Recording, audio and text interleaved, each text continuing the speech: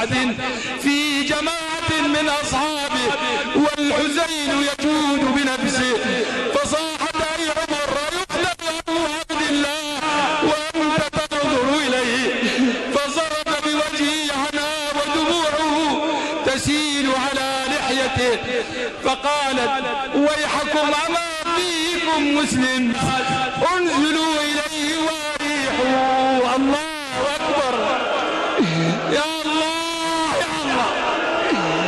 انزلوا إليه واريحوا فبدر إليه شبر فرفسه برجله يا الله وجلس على صدره وقبض على شيبته يا الله وضربه بالسيف 12.